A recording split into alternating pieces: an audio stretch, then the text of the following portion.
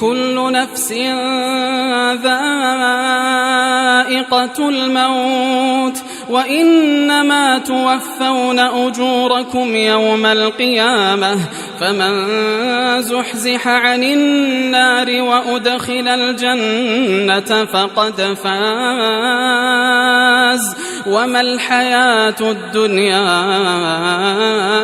إلا متاع الغرور.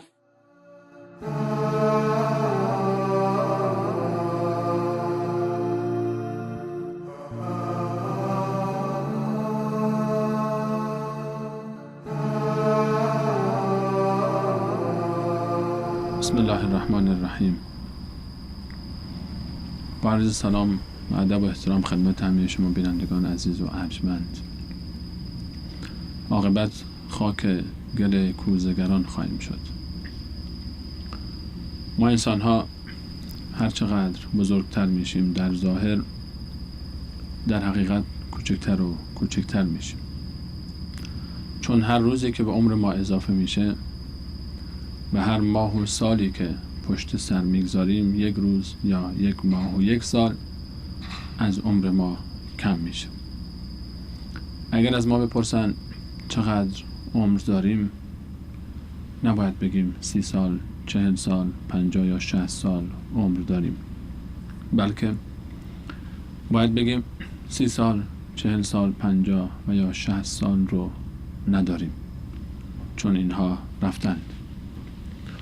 اما اینکه چقدر از عمر ما باقی مونده مشخص نیست، ولی چیزی که کاملا مشخصه و یقین داریم نسبت به اون اینه که هر قدمی که به جلو برمی‌داریم یک قدم به مرگ نزدیکتر میشیم و هر روزی رو که پشت سر میگذاریم یک روز به مرگ نزدیکتر و نزدیکتر میشیم. پس میطلبه که ما هر روز بیشتر و بیشتر فکر بکنیم به سفر آخرت، به سفری که در اون سفر ما راه طولانی رو پشت سر خواهیم گذاشت. راهی رو پشت سر باید بگذاریم که راهی است پرپیچ و خم، راهی است که ما در اون نیاز به توشه داریم، راهی است که در اون ما تنها سفر خواهیم کرد. همون گونه که از مادر لخت و عریان به دنیا اومدیم، در قبر با یک پارچه کفن فقط ما را بدون هر گونه لباس دیگری لخت و عریان خواهند گذاشت. تنها به دنیا اومدیم و تنها از دنیا خواهیم رفت و در قبر ما رو میگذارند. اون لحظه که به دنیا اومدیم ما گریان بودیم و همه خندان. پس سعی کنیم طوری زندگی کنیم که وقتی که ما از دنیا میریم، وقتی همه گریانند ما خندان باشیم. همچنان با شما هستیم با موضوع سفر آخرت و کارشناس محترم برنامه جناب مولانا مجیب الرحمن انصاری.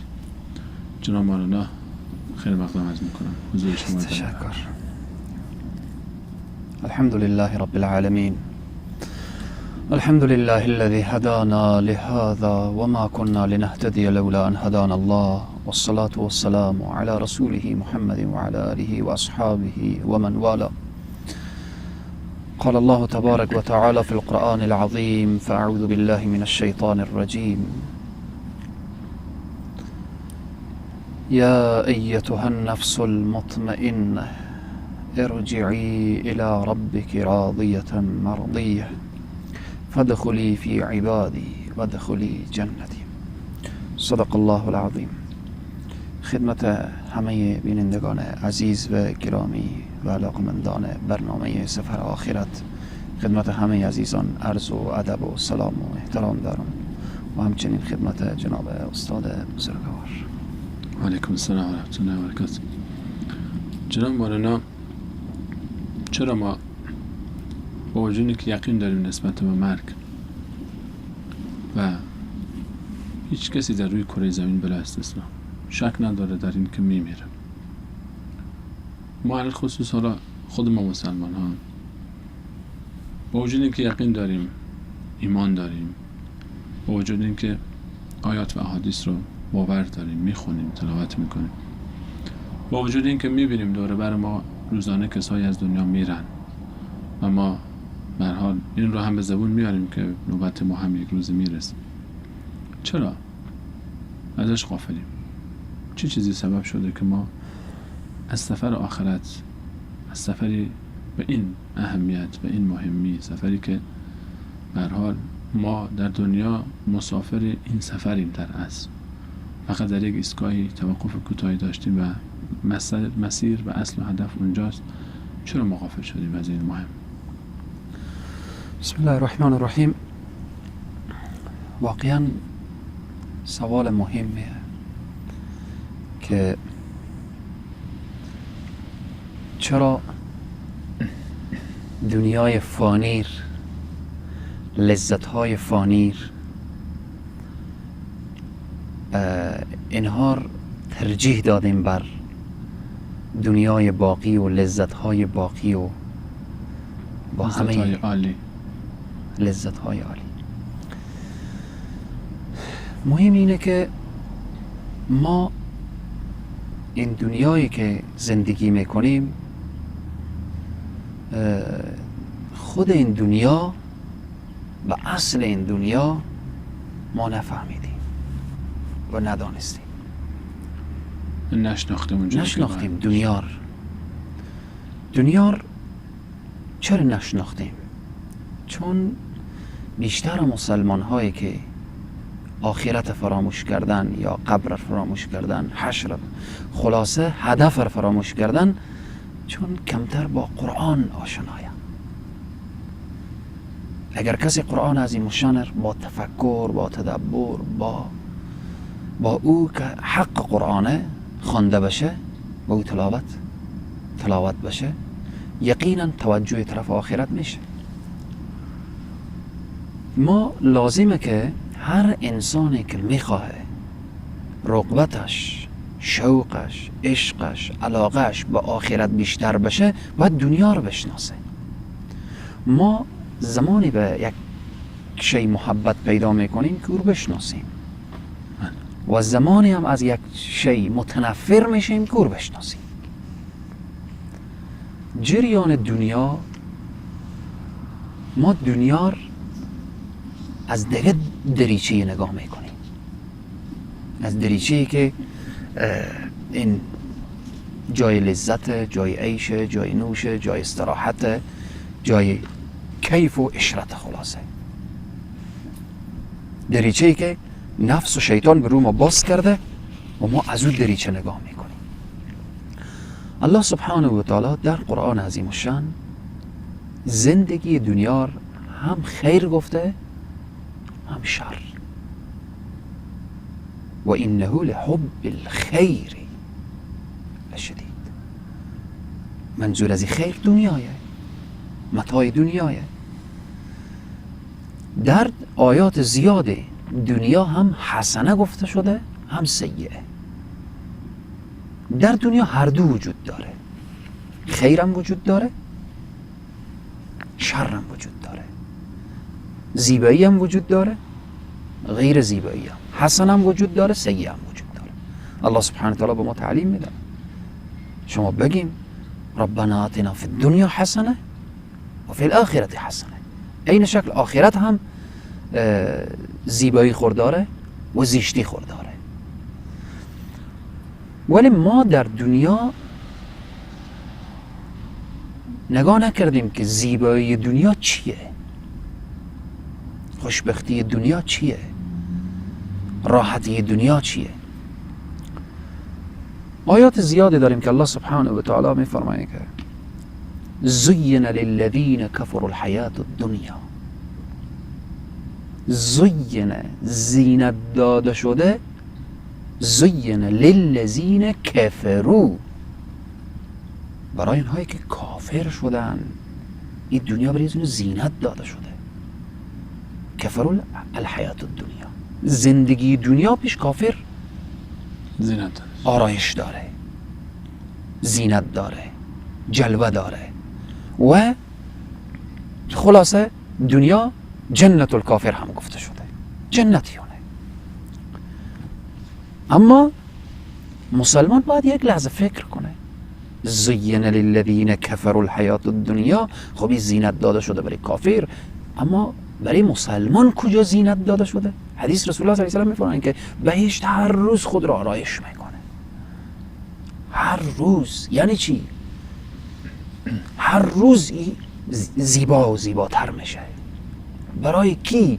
برای انسان مؤمن، مسلمان، متقی، پرهیزگار، انسان خداجوی.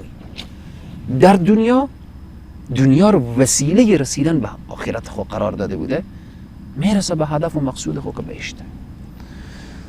آیه دیگر الله سبحانه و تعالی میفرماید و ما الحیات الدنیا، نیست این زندگی دنیا الا متاع الغرور. ای انسان اگر متوجه نشی، این متاعیه که تو فریب میده و فریب هم داده. خیلی از انسانهایی که دنیا بر آخرت ترجیح دادن، در حقیقت اینا فریب دنیا رو خوردن. فریب دنیا. یک وقت جناب استاد سلیمانی صاحب یک خاطره به یادم آمد. یک شخص پدر از فوت کرده بود. بازی بلندسر پدر خود گریه میکرد که پدرم چند روز میشد که آسوده شده بود که من یک خانه زیبایی گرفته بودم، یک خانه به پدر خود سیواد جور کرده بودم. در زمستان بخاری داشت و در تابستان کولر داشت و پدرم گریه میکرد و میگفت پدرم چند روز میشد که آسوده شده بود. بابا میگفت رفتی و آسودگیر ندیدی. این به شأن یک مسلمان نمیآیه.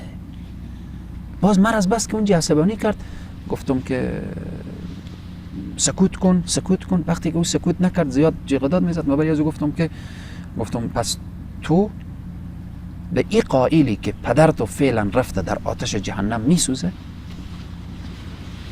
از حرفات تو چنین معلوم میشه که در دنیا آسوده بوده، رفته در آخرت به تکلیف شده. بعد گفتم عزیزی من، اگر این پدر شما انسان متقی پرهیزگاری که 5 وقت نماز خور میخواند و بالاخره طاعت و عبادات خور میکرد، انسان شایسته و نیک، این قبر بری از او روضة من ریاض الجنه میشه. به جای بهتر از اینجا رفت. بهتر و بهترتر از این دنیا.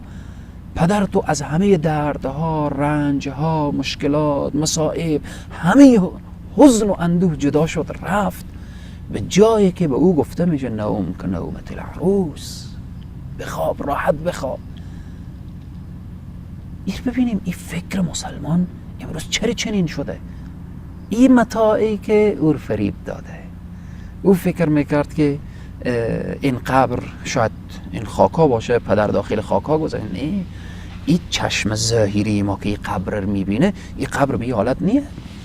قبر برای انسان مسلمان روضة من ریاض الجنه، برای غیر مسلمان حفرة من حفرة النیران. پس دنیا رو که نشناختن که حقیقت دنیا چیه، انسان ها رو فریب داده. وقتی که فریب داده، آخرت فراموش شده و دنیا ترجیح پیدا کرده.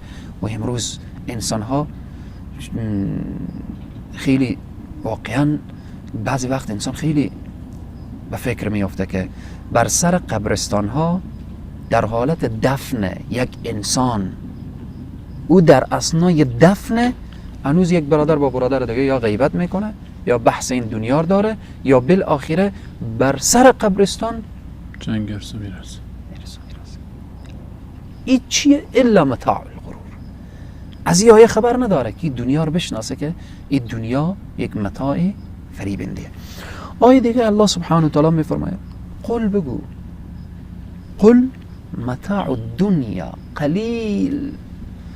این زندگی دنیا رو که ما میبینیم، این همه زیبایی دنیا، تجملات دنیا، خانه های زیبا، پارک های زیبا، شهرهای زیبا، این همه طلا و جواهرات، گنج ها و بالاخره معادنی که در دنیا هست، سرمایه هایی که در دنیا هست، همه اینها، حتی آسودگی های دنیا، راحتی های دنیا، همه لذت های دنیا در مقابل آخرت اینا قلیله. اینا اندکه. هیچ عاقل قلیل بر کثیر ترجیح نمیده، ولی امروز عقل بعض انسان ها نمیفهمیم کجا رفته که اندک قلیل ترجیح میدن بر کثیر، فانیر ترجیح بر باقی. این اشخاصی که دنیا رو ترجیح دادن از آیات قرآن و از شناخت دنیا بدورن. جناب مولانا شما مورد بسیار مهم رو اشاره فرمودید. ما هر آن چیزی که شما الان تلاوت فرمودید اینها همه آیات قرآن کریم هستند. یعنی شک کردن در محتوای این آیات یعنی کفر. یعنی هیچ مسلمانی شک نباید بکنه در محتوای این آیات. یعنی با تمام وجود وقتی که میگیم ایمان داریم به قرآن کریم یعنی همین، یعنی که اعتقاد داریم که این آیه وقتی میفهمد که ما حیات دنیا فی الاخرة الا قلیل، حیات دنیا در مقابل آخرت بسیار متاع ناچیزی است. خیلی از ما این رو میگیم به زبان، اما چرا این هنوز در عمق وجود ما نیامده؟ چرا ما هنوز نتونستیم که این مفهوم رو، این درک رو در وجود ایجاد بکنیم تا دل بکنیم از دنیا، تا دل بدیم به آخرت؟ چه مشکلی سبب شده که ما میگیم قبول داریم اما در عمل حقیقتا انگار که اصلا نیست این آیات، انگار که ما اصلا ایمان نیاوردیم به این آیات.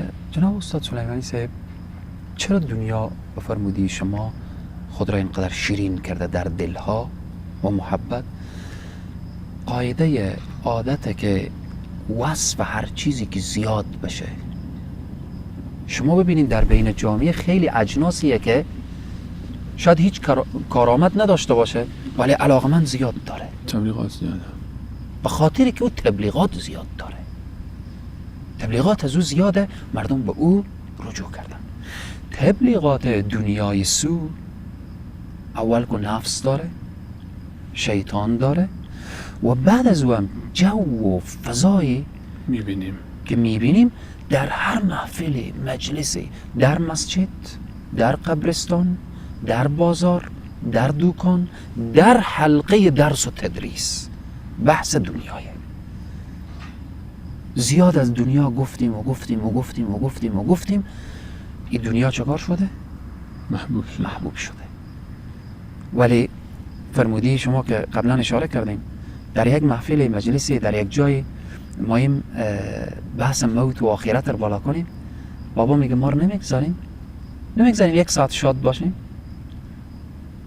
شما ببینیم امروز عیب شده اگر ما بریم در یک محفل عروسی از مرگ صحبت کنیم. میخندن. ولی جالب اینجاست که جناب مولانا ما اگر در همین محفل عروسی از این بگیم که خب برای عروس و داماد 1 سال بعد از زندگی باید این کارو بکنین، 2 سال بعد از زندگی باید این کارو بکنین، در سال سوم زندگی باید این کارو بکنیم، خیلی هم خوشحال میشن، در حالی که مرگم جز همین برنامه زندگی هست. برنامه زندگیه. و اگر این چند سال زندگی حیات دنیا هست، اون شاید چند صد سال، شاید چند هزار سال هم طول بکشه. ولی جای تعجبه که فرموده شما باز مسخره هم میکنه. مسخره و بالاخره حالتی به خود گرفته که انسان ها میخوان که از شنیدن مرگ هم، از اینکه بعضی انسان ها چون افکار یهودیت بین امت اسلامی جا گرفته. حالا یهود شما ببینیم ولن یتمنوا، هرگز آرزوی مرگ نمیکنه. ولا تجدن ما حرص الناس علیه من الذين اشركوا، حریص در زندگی دنیا. یود احدهم لو یعمر 1000 سنه، 1000 سال دوست دارم.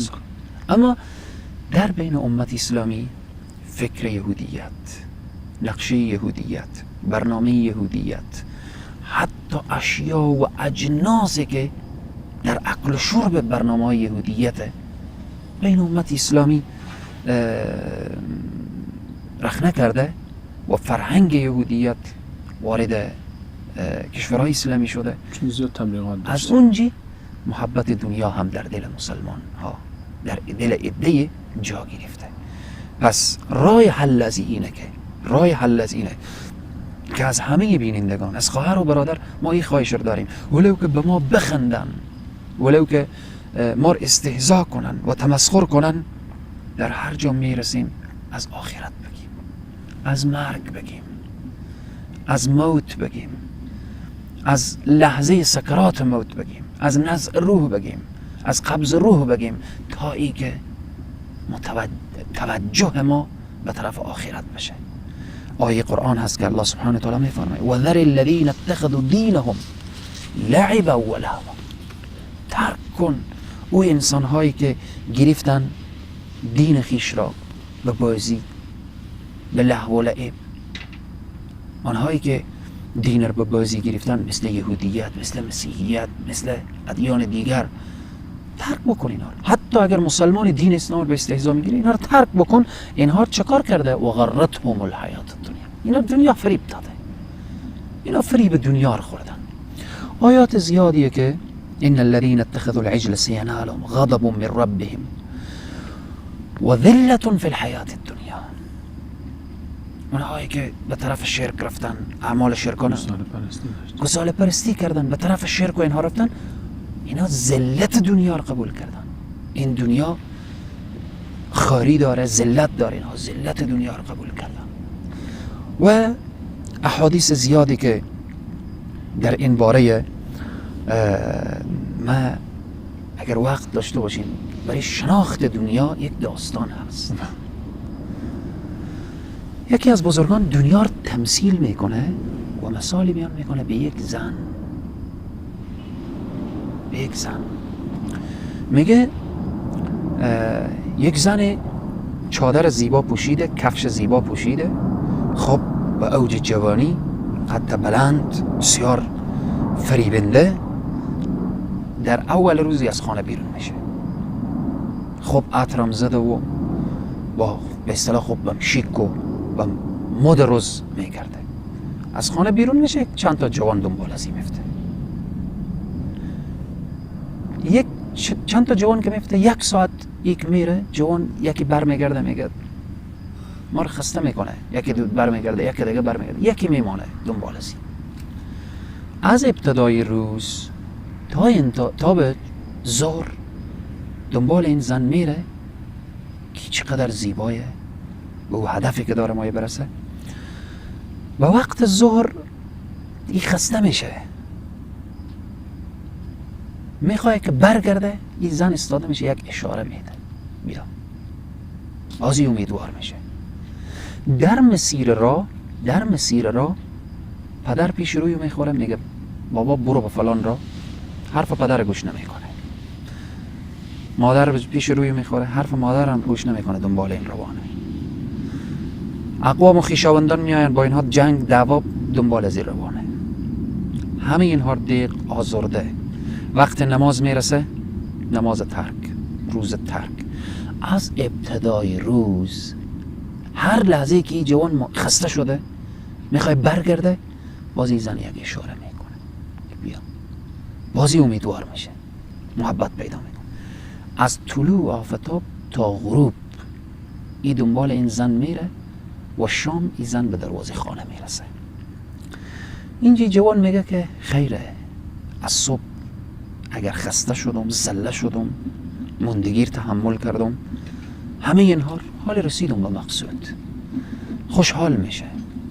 زن که به دروازه خانه پا میگذاره، جوان که طرف از این نگاه میکنه، این زن نقاب بر میداره، به اصطلاح روبن بالا میندازه. روبن که بالا میندازه که این زن ابرس، پیس، دندانهای عجیب و غریب بیرون کرده، به اصطلاح چهره زشت که اصلا طرف از این نگاه نمیشه جز وحشت. دستای جوان پلیو میفته. یا رب، از صبح که من روان شدم فقط چادر این مرفریب داده، کفش این مرفریب داده بوده. این چگونه چی زشته. اینجا دیگه هیچ کاری دست از این نمیآیه. چی ندامت، پشیمانی، هیچ سودی نداره. خستگی کشیده، غذا نخورده، آب ننوشیده، پدر را آزرده کرده، مادر را آزرده کرده، با اقارب جنگ و دعوا کرده، خلاصه آبرو و شرف و عزت خور از دست داده. کل شهر و بازار متوجه شده که این دنبال همین روانه، حالا که هیچ سودی نداره. اصلا چشم انسان یک لحظه نمیخواد که او رو ببینه. اینجا عالم بزرگوار این مثال رو بیان میکنه، میگه این انسان هایی که به خاطر این دنیای فانی به خاطر این دنیای این متاع غرور که گفته شده که پدر، مادر، قوم، خیش، اقارب، زن، بچه همه از خود دیخ کردن، به طاعت و عبادات هم نرسیدن، شب و روز هم غم اینا دنیا بوده. لحظه ای که ملک الموت به بالین بنشینه که قبض روح کنه، دنیا روبن بالا مندازه و این میبینه چهره زشت دنیایی که ایر از خدا غافل کرده بوده، دنیایی که انسان را از خدا غافل کرد، دنیایی که خلاصه انسان فریب او خورد.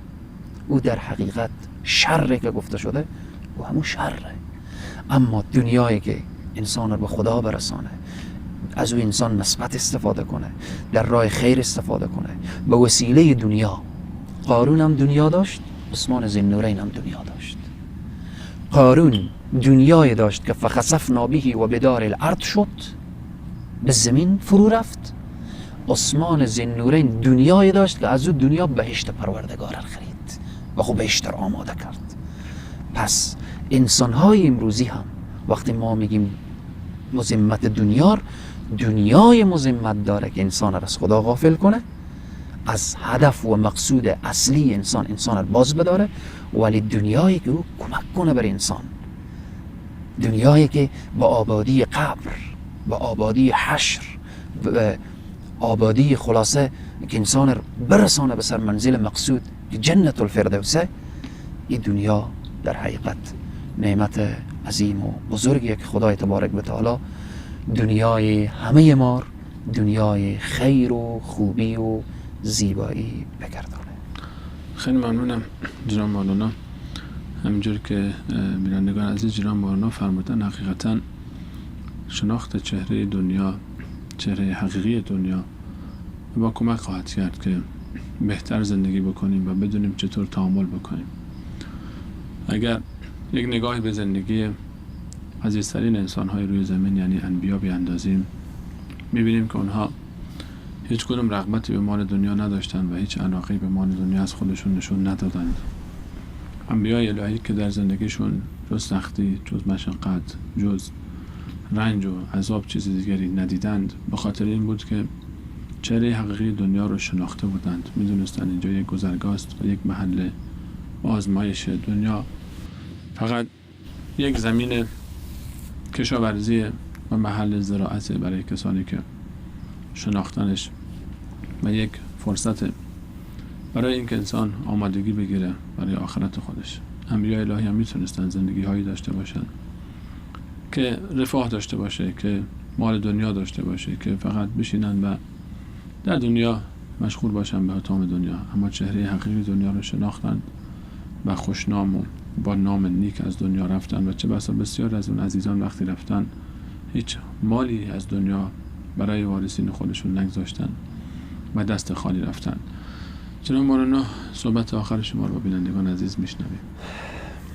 صحبت اخیر اینه که الدنیا مزرعة الاخره، دنیاست که اگر کشت خوب کردیم در آخرت خوب برمیداریم و اگر بد کردیم بد برمیداریم.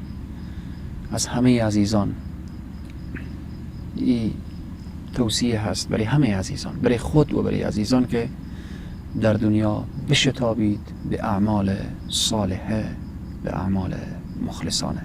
خدای تبارک و تعالی اعمال ما و شما خالی از ریا و از عجب و از سمعه بگردانه و به درگاه خیش قبول بفرمایه و در دنیایی که زندگی میکنیم الله دنیای خیر بگردانه و ما را از دنیای شر دور کنه. جزاکم الله خیر. تشکر میکنم از شما بینندگان عزیزم که تا این لحظه برنامه خودتون رو یاری کردید. به این امید که ما در زندگی دنیا اونجوری که شایسته است و اونقدری که حق دنیاست فقط بهش اهمیت بدیم و به فکر سفر آخرت باشیم. تا دیدار بعد همه شما عزیزان رو به الله متعال می سپارم. الله یار رو نگهدارش.